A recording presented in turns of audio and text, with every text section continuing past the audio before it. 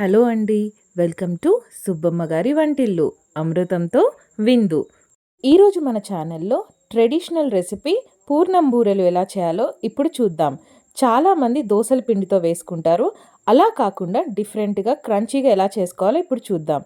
ముందుగా శనగపప్పును ఇలా కొన్ని వాటర్ వేసుకొని 90% వరకు బాయిల్ చేసుకొని ఇలా డ్రైన్ చేసుకొని పక్కన పెట్టుకోవాలి. ముందుగా మినప్పప్పును 4 గంటలు నానబెట్టి ఇలా ఇడ్లీ పిండిలాగా గ్రైండ్ చేసుకొని పక్కన పెట్టుకోవాలి.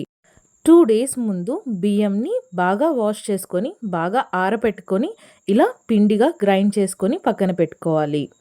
ఇప్పుడు మనం ముందుగా గ్రైండ్ చేసి పెట్టుకున్న మినప్పిండిలోకి ఈ బియ్యపు పిండిని వేస్తూ కలుపుకోవాలి. మినప్పిండికి సరిపడా బియ్యపిండి వేసుకుంటూ కలుపుకుంటూ ఉండాలి. బాగా ఉండలు లేకుండా బాగా కలుపుకోవాలి. ఇప్పుడు ఇందులో బియ్యపిండి సరిపోయిందో లేదో చెక్ చేసుకోవడం కోసం ఒక గిన్నెలో వాటర్ తీసుకొని అందులో కొద్దిగా పిండి వేసుకుంటే ఆ పిండి అన్నది ఫ్లోట్ అయింది అంటే మనకి సరిపోయినట్టే.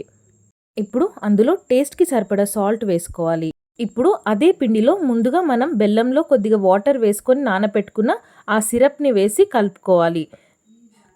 ఖచ్చితంగా స్వీట్ అన్నది వేసుకోవాలండి, లేకపోతే బూర అన్నది చప్పగా ఉంటుంది. ఇప్పుడు ఆ బెల్లం పాకాన్ని కూడా బాగా కలిపిన తర్వాత టెక్స్చర్ అన్నది ఇలా వస్తే సరిపోతుంది. ఇప్పుడు ముందుగా మనం డ్రైన్ చేసి పెట్టుకున్న శనగపప్పును ఇలా పౌడర్ లాగా గ్రైండ్ చేసుకోవాలి.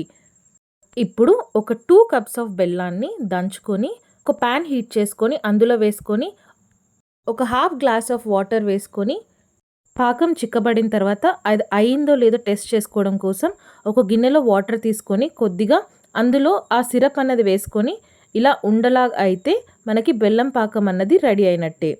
ఇప్పుడు 4 ఇలాచీలను దంచుకొని ఆ పౌడర్ని మరుగుతున్న పాకంలో వేసి బాగా కలుపుకోవాలి. బెల్లం పాకం బాగా మరిగిన తర్వాత ముందుగా మనం గ్రైండ్ చేసి పెట్టుకున్న శనగపప్పు పౌడర్ని కూడా కొద్దిగా వేసుకుంటూ బాగా పాకం అంతా పప్పుకి పట్టేటట్టు బాగా కలుపుకొని ఇలా ఉండ అయ్యేంత వరకు కలుపుకోవాలి. ఇలా అయినప్పుడు పప్పును మొత్తం ఇలా బాల్స్లా చేసుకొని రెడీగా పక్కన పెట్టుకోవాలి. ఇప్పుడు ఒక్కొక్క బాల్ని ముందుగా మనం కలిపి పెట్టుకున్న మినప్పిండిలో వేసుకొని జాగ్రత్తగా పూర్ణం కనపడకుండా ఉండేటట్టు మినపప్పును మొత్తం కోట్ చేసుకోవాలి. దాన్ని జాగ్రత్తగా మెల్లగా ఆయిల్లోకి వేసి బ్రౌన్ కలర్ వచ్చేంత వరకు ఫ్రై చేసుకోవాలి. చాలామంది దోసల పిండితో కూడా వేసుకుంటారు, కానీ అవి చల్లారిన తర్వాత ఆ పైన టెక్స్చర్ అన్నది కొద్దిసేపటికి మెత్తగైపోతుంది. ఇప్పుడు బూరెలు ఇలా గోల్డెన్ బ్రౌన్ వస్తే బూరెలు రెడీ అయినట్టే. సో బూరె పైన ఒక హోల్లా పెట్టుకొని అందులో నెయ్యి వేసుకొని తింటే బూరె టేస్ట్ ఇంకా అదిరిపోతుందండి.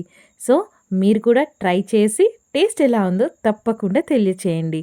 Thank you so much for watching అండి. Please like, share and subscribe my channel. మళ్ళీ మరొక వంటతో మళ్ళీ కలుద్దాం. Thank you so much for watching.